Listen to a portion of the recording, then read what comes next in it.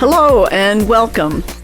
Thank you for joining me on the Gift of Need podcast. I'm Jude Trang. This podcast explores the intersection of life's needs, the growth and mutual support that is born from the belief that our needs are not burdens but gifts. My husband John is joining us today. Hello. John is a pharmaceutical scientist, a musician, father, grandfather, all-around great guy I've been married to for a long time. And Linda Bale, who has been with us before. She is our friend and soulmate. Linda has so many gifts that John and I have needed over the decades that it would be hard to know where to begin. She is an encourager, a listener, intuitive, empathetic, and she was also the teacher of our son, JL, in 4th grade, family friend with their kids. Jude, you need to stop now, but I really appreciate all that acknowledgement. Thank you for letting me be here today. Oh, it's our pleasure. Today's topic, we're going to be talking about a very serious topic, loss and grief. It is so personal, and if we reach into our hearts and souls, many people just avoid any conversations because of how intimate and revealing it can be. So I've asked Linda to lead this discussion with John and me because she knows us so well, and she naturally speaks in the realm of feelings, as opposed to me living in my head. So Linda, I'm going to hand it over to you. Thank you, Jude. We have been through a lot of painful experiences together, and one of them was the death of your younger brother. He was 40. You discovered late when in his sickness that he had AIDS. He had spent 2 months in the hospital and died. Also, you had a precious sister that you shared love of music with, and she had not just breast cancer, but also brain cancer. And that death was slow and painful and very difficult for your family. And then there was, if that wasn't enough, there's a death of your youngest brother. And that was after being accused, and then he committed suicide. Yeah. So, Jude, this list of deaths in your very close family speaks to what our whole nation has been experiencing for decades now. Yes. There's this quote by Alphonse de Lamartine that I think sums up our relationship, Linda, and that is, grief knits two hearts in closer bonds than happiness ever can, and common sufferings are far stronger links than common joys. So I can hear that, and I can experience that in my own life, that when you go through sadness with someone, you feel a very strong bond. Mm-hmm. And having watched you guys and been with you in the same room and listening to your conversations, it does bring people together. Mm-hmm. I want to ask you both, what helped you with those losses? I mean, how did you get through so many? Well, we didn't have any real tools or guidance. My parents were pretty devastated by my siblings' deaths, as you can imagine. You know, children aren't supposed to die first. But their generation just faced what had to be faced. You know, they were pretty silent. They leaned in heavily on their faith. So for me, it was really sharing my feelings with you and a few other close friends. And it was also a matter of time, writing out those feelings of loss with my siblings. They wasn't someone that I lived with every day, but we were close. And time did help. And I think brought some perspective. Have any of your parents died? Yes. Jude's mom and dad were fantastic, Nana and Nunu. Tony died at 92 after living with diabetes and heart disease. Still very active and fun to be with. Anne, mom died at 90 of Alzheimer's, and those were relatively recent, within the past 5-10 years. My mom and dad died a long time ago, actually. Evelyn was only 58, and we hadn't even had our first child yet, so that was over 40 years ago. And my dad, Life, died from MS. So my mom's was heart disease and breast cancer. Wow. So you don't have parents alive on this earth with you right now. No. When you experience the death of your sibs and then the death of your parents, was there a difference? Yes, definitely. You know, as I said, parents are supposed to predecease their children in a perfect world. I mean, wars and things have always changed that. But normally, but our parents lived, full lives. They had children and grandchildren. They had their values and their faith. We missed their presence, but our lives were not shaken. With our siblings, the deaths were definitely too soon. They were all preventable deaths, but even that, those were definitely different. Parents, we miss our parents, but we didn't have a lot of grief. It just was, we had good memories, maybe because we had good relationships with them. Mm-hmm. Yeah, my mom, Evelyn, we wish she could have lived to see our grandchildren. That would have been the nice thing because, as I said, we hadn't even had Johanna yet. So for my dad, we were sorry that he had so many years of disability. His big thing is he didn't want to be a burden on anybody. So in a sense, his death came, as many older folks' death, that he was 84, I think. And it comes as a sense of relief. But with no indication or no thoughts that life had been unfair to him. He'd had a rich, full, really wonderful life. Mom, too. Yeah.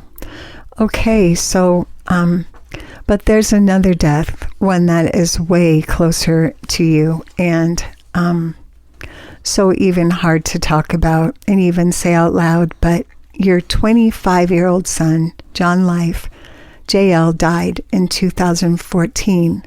And to date, that's only 11 years ago. So it feels like a lifetime, and then it just feels like yesterday. Mm. So can you talk to me about the difference of that death compared to the others? Well, children are a part of us in a way that no one else is. They come from our union as a couple. They're a new creation by us, right? Unique combination. A little science lesson. I was looking at DNA. Again, I'm interested in all the facts and things. So we're connected to our siblings through the DNA of our parents. Although we share 50% of our parents' DNA, it's a random selection from their genes, so we don't share the exact half.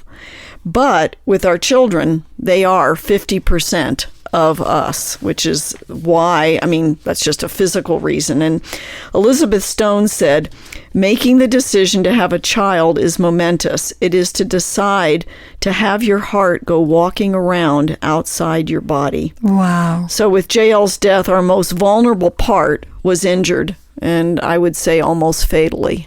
Wow. Wow.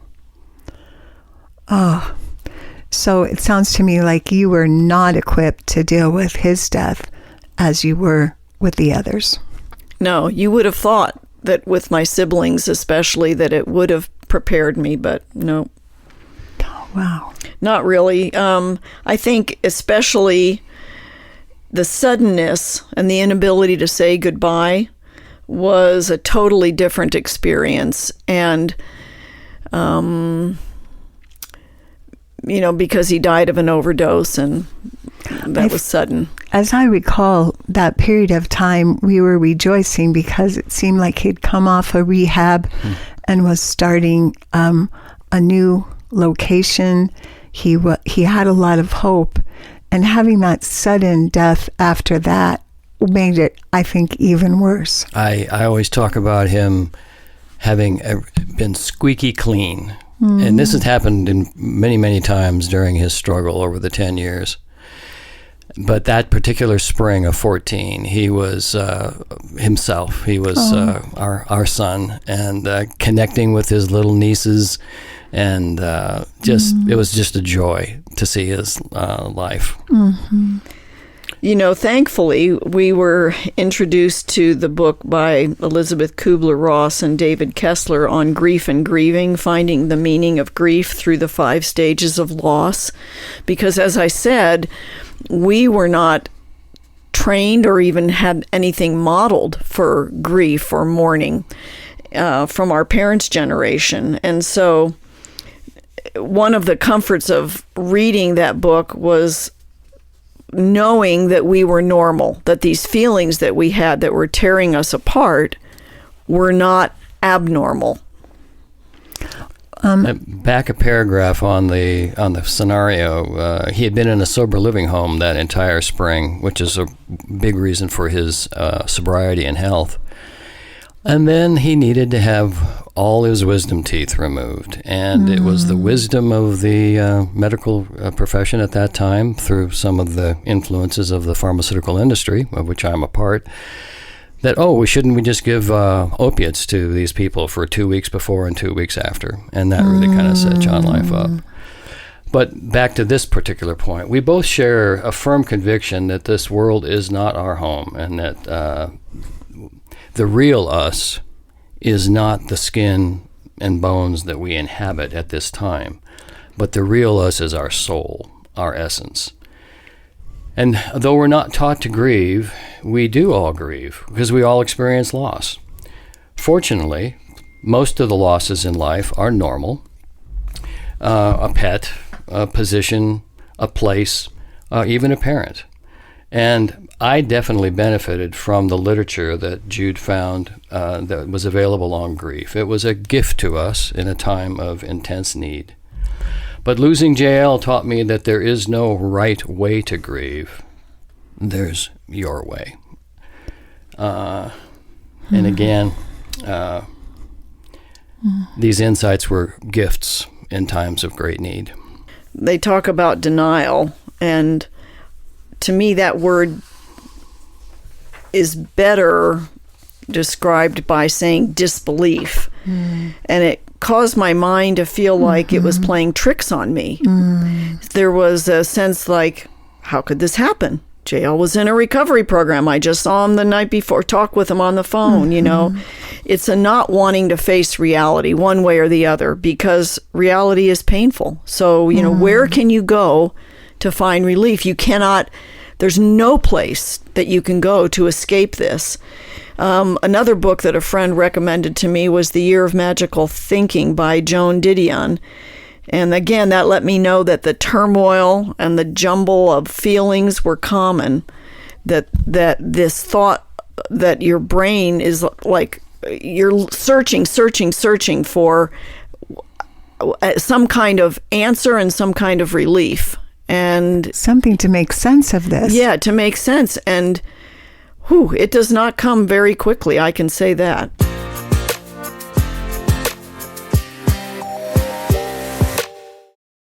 You know, the hot Saturday morning in August of 2014, it's the 2nd of August, when the sheriff came to the door and told us, the only thing that I could think is that this can't possibly be true. So it was disbelief mixed with this gnawing fear, of course, that it was true. When he died, I couldn't understand how time was continuing to move forward without him in it. It just did not make any sense. For me, the real heart-wrenching pain began after the memorial service, because, you know, you're busy in those weeks after with all the details. But when the flowers faded and our daughter Johanna and the other family members left, and the realization that this actually had really happened to JL, and it was continuing to happen to us, that's kind of when it all set in for me. Wow. Kubler-Ross talks about in the 5 stages that anger's one of those stages. Did you ever feel that anger, Jude? Oh, yeah, certainly did. And, when reality sets in, then it's like, where do you go with this? You have to blame someone. And as a Christian, we had to be selective with who we shared those feelings of anger with, because for many people of faith, being angry isn't acceptable anyway, and especially you don't get angry with God. But I have had other times in my life where when I didn't understand things, I've been angry with God, and we've had long conversations about it, and I've never felt that I could not express my anger to him because he has big shoulders. And also, what we read about in the Old and New Testaments is that God gets angry. And my feeling is, if he has those emotions and he's given them to us, they're not wrong. The emotions themselves aren't wrong. How we deal with them and what we allow may be, right? And we can get into all sorts of problems with letting anger sit and turn to bitterness.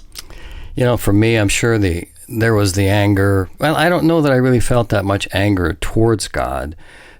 Primarily, I was angry at myself. Mm-hmm. I spent a lot of time, and I still do, with regrets over the things that I did, every interaction that I had with him, the things I didn't do as a father that I wished I had done, and then the bargaining with God, like, why couldn't it have been me instead of him?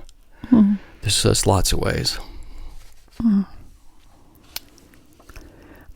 And so when the anger subsides, do you fall into like a lethargy, depression, anything like that?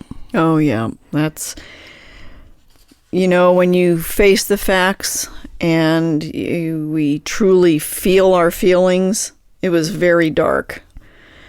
We were living with an empty place in our life, and life seemed really pointless. I'm a pretty optimistic kind of guy. You guys know me, and that kind of characterizes my disposition. But this was pushing the envelope for me, even for me. Without the hope that I do have of seeing him again, there really wouldn't be a reason to wake up any of the mornings or go on. Wow. Added to that depression, I'm hearing there's some guilt involved, along with regrets. Oh, yeah. I spent the majority of the first year beating myself up for being a crap dad. Again, regretting the many things that I did and didn't do. And to this day, when I'm discouraged about something, like an anniversary of his death or a holiday or Father's Day, I relive the events from his childhood that I wished I had done differently. And this Sidney Harris, an American journalist, has a great quote. Regret for the things we did can be tempered by time. It's regret for the things that we did not do that is inconsolable. Wow. Wow. Wow. Well, Jude, you mentioned being angry at God. Did you sense in your conversations with God or in other ways any comfort during that difficult year? Oh, yeah. Otherwise, we, really would not have survived. Comfort came in a lot of different ways, mostly little things. Being in nature is a big help for me, just seeing the beauty, especially here in the Sonoran Desert, and the birds and plant life and the big solid mountains. I would look at those mountains a lot and think they just don't move. That's the solid ground that I feel in God. It speaks to me of the cosmic eternal order that is dependable, even when my own private world has been torn apart. For me, that first year especially, and even now, but every day that I'd get a hug from a friend, like you, or a smile, or a tear in a friend's eyes, or a phone call out of the blue from a director of a sober living house jail had been in, just telling me that, oh yeah, he knew God, he's there, yeah, you're going to see him again. All these reassurances just made an incredible difference. He put a bunch of songs with Bone Thugs and Harmony, rap stuff about the crossroads. I'll see you at the crossroads. And gave those to me the spring before he died, as well as every passage of scripture that reminded me that we're going to see him again. It all made it possible. Wow. It's been 11 years, so that those are a lot of days when you've needed that kind of comfort. And Kubler-Ross also says that acceptance is the final stage. Do you think you've made it there yet? For me, it's a process of learning to accept my humanness and my limitations. I don't have as many or as frequent feelings of regret as John, but it is accepting that, we love imperfectly and we can't do it over again. And sometimes our imperfect love, for most parents, it doesn't have these kind of deadly consequences, but for some and many it does. And it helps us learn about grace and forgiveness towards ourselves and towards others. The doctors who overprescribed, the Sackler family and Purdue Pharmaceuticals that started the opioid epidemic, the Mexican cartels, that's the people who dealt the drugs and the friends that gave it to him, the high school administration that did not let the body of parents at that high school know what was happening when they knew what was happening. It was all very silent. And I had to just work through forgiving them. And for me, acceptance is said to make change possible and present circumstances bearable, and that certainly was true for me. Once accepted, we could look for ways that J.L.'s life had influenced his friends in positive ways, and with every telling of his story, to learn that he had helped someone struggling on a similar path. And again, those are the kind of things that sustained me as we would walk through that first year. Well, wow, this is so heavy, deep, profound. Thank you so much for vulnerably sharing. What were some daily actions? I mean, very specific. How did you do it then? Maybe what are you doing now? Well, a lot of people think that after somebody dies, that you should, stay home, have time to, lay in bed under your covers or whatever. But when you think about that, all that does is leave you with your own space. And there's no way to get any input or comfort or anything. So for me, other than the days that we were working with the all my nieces and nephew, and our daughter flew in from Australia, and they were at the house working on the memorial video and the service and stuff. So after that, I went back to work, to my landscape design. And of course, I wasn't normal, and people would ask me, and that was uncomfortable for me as more of an introvert. I didn't particularly want to talk about it. I just wanted to be busy, to keep my mind and my body, get my body physically tired by working outside. And yeah, that just, I could not stand to just be home alone. I mean, at night you would go to sleep and then be hard to fall asleep, but then you didn't want to wake up, because when you woke up, the reality was there. You thought well, I remember Jude saying that she was not inclined to want to talk about it with other people. It just was too hard. It would just take her right there. And for me, I had to talk about it to everybody. Yeah. The guys at Ace Hardware, okay, they heard about my son. The kids at the car wash, I looked at his eyes. Are you doing okay? You know, so the story comes out. That was kind of my approach, was just telling the story over and over again. Yeah. Well, you asked Linda about how we're going through life now when we think about JL, and I guess, you know, there isn't a day that we don't think about him. I have his little memorial section set up 2 places. If I see a photo of him, sometimes I just have to turn away, because if I can't go to that place, I need to just keep going. But his death is a constant reminder to me of the fragility of life and the brokenness of this world. And of course, you know, except for Johanna and her family, I think it's not exaggerating to say that if I didn't believe I would be with JL again for eternity, I wouldn't have wanted to go on. The hole was that big, and the sense of failure so strong. You know, I guess to close out this session, the only thing I would say is that it was good to learn that there is no right way to grieve, that there's your way to grieve. Everyone's path after a death, especially a death of this nature, is unique. It's their own, and they don't need to worry about what anybody else thinks about how they're doing it. It's their way, and it's right. Thank you, John. Thank you. Thank you, John and Jude.